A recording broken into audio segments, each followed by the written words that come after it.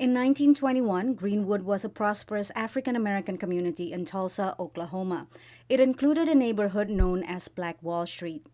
A white mob, assisted by an all-white police department, burned Greenwood to the ground, leaving hundreds of people dead and thousands homeless.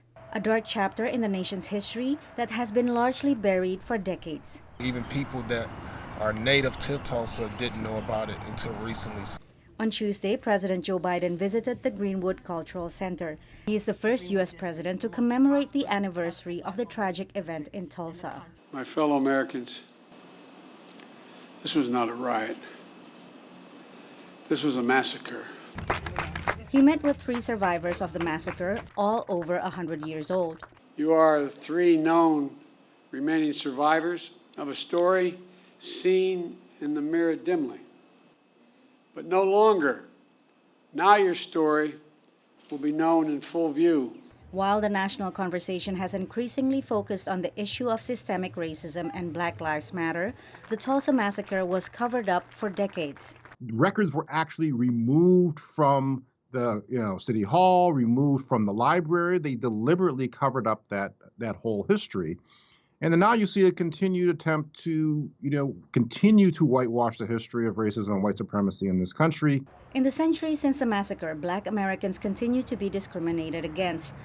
According to government data, the typical white family has 8 times the wealth of the typical Black family, a gap that widened further during the pandemic.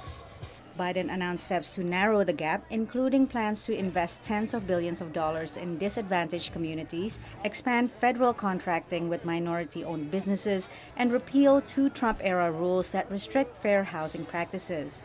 But he did not mention reparations, whether for the Tulsa Massacre survivors or for the enslavement of African Americans. It's hypocritical for us to go out around the world and try to demand other countries treat their citizens right and to be fair and just when America has yet to be just and has yet to atone for her worst race massacre in American history. Biden's visit came at a time when many conservative states are pushing for new voting laws.